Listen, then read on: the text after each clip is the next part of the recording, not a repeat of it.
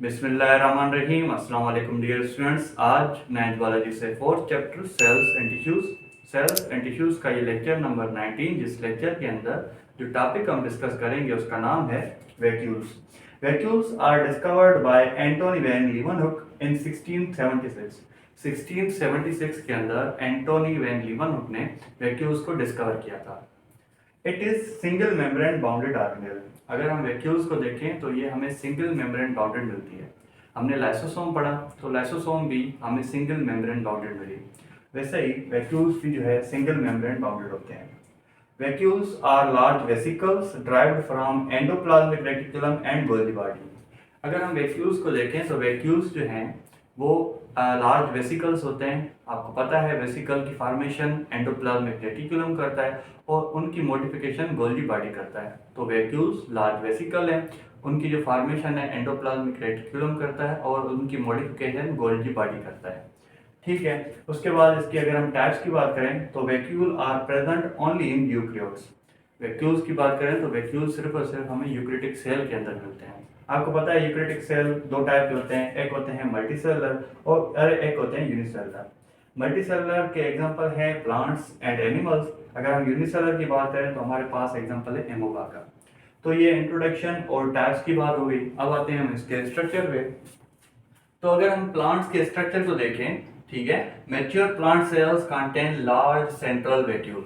ठीक है, for example ये जो है प्लांट सेल है, सेल के अंदर जो है हमें लार्ज सेंट्रल वैक्यूल मिलता है। ये सिर्फ और सिर्फ मैच्योर प्लांट सेल के अंदर होता है। जो न्यू सेल्स होते हैं उनके अंदर हमें जो वैक्यूल्स हैं उनकी तादाद ज़्यादा मिलती है। जैसे जैसे वो जो सेल है वो मैच्योर होता है तो वो जो वैक्यूल्स हैं वो आपस में फ्यूज होते हैं और एक लार्ज वैक्यूल बनता है।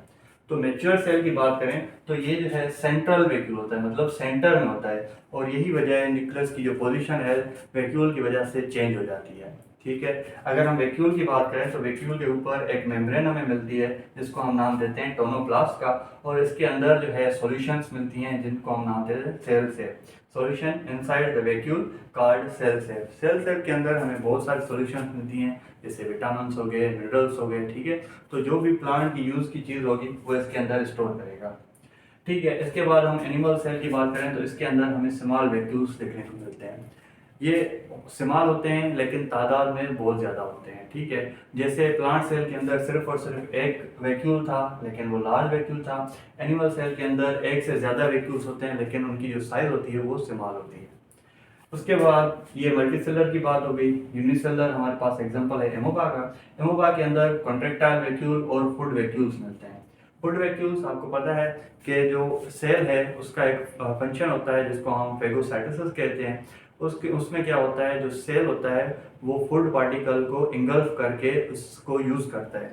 तो एमोबा क्या करता है, बाहर से जो भी फूड पार्टिकल उसको मिलता है तो उसको जो है अपने अंदर इंगल्फ करके उसको यूज करता है और उस फूड पार्टिकल को हम फूड वैक्यूल कहते हैं। बाकी जो कॉन्ट्रैक्टाइल वैक्यूल है हम फंक्शन के अंदर पढ़ेंगे, आप ये नोट कर लें तो हम फंक्शन पढ़ लेते हैं। उसके बाद हम इसके फंक्शन को पढ़ लेते हैं। फंक्शन को अगर हम देखें, food vacuole formed by phagocytosis. अभी अभी हमने डिस्कस किया कि जो एमोबा है, एमोबा फेगोसाइटोसिस का अमल करता है। ठीक है, प्रोसेस में क्या होता है, जो फूड पार्टिकल है उसको अपनी बॉडी के अंदर इंगल्फ करके उसको यूज करता है। तो एमोबा फेगोसाइटोसिस की मदद से फूड पार्टिकल को अपने अंदर इंजेस्ट करके इंगल्फ करके क्या करता है, उनको यूज करता है। Contractile vacuole pump extra water. अगर हम यूकैरियोटिक सेल को देखें, यूकैरियोटिक जो यूनिसेलुलर ऑर्गेनिजम्स होते हैं वो पानी के अंदर ज़्यादा मिलते हैं। फॉर एग्जांपल अगर हम एमोबा को देखें तो एमोबा का जो बाहर का जो एनवायरनमेंट होगा, ठीक है, वहाँ पे वाटर की जो कंसंट्रेशन होगी वो ज़्यादा होगी। तो वाटर क्या करना चाहेगा, सेल के अंदर आना चाहेगा। तो ये जो कॉन्ट्रैक्टाइल वैक्यूल हैं ये एक्स्ट्रा वाटर को पंप आउट करते हैं, मतलब बाहर निकालते हैं ताकि सेल जो है मेंटेन रह सके। ठीक है, उसके बाद अगर हम प्लांट्स को देखें, vacuole help to maintain turgidity. Turgidity आपको पता है, प्लांट्स जो हैं मुरझा जाते हैं। ठीक है, बहुत सारे प्लांट्स गर्मियों में मुरझा जाते हैं। तो ये जो वैक्यूल्स होते हैं, वैक्यूल क्या करते हैं, वैक्यूल जो है इनकी जो टर्जिडिटी है उनको मेंटेन करके रखते हैं ताकि जो प्लांट है वो सर्वाइव कर सके। ठीक है, उसके बाद some plant vacuoles contain pigment which help in pollination.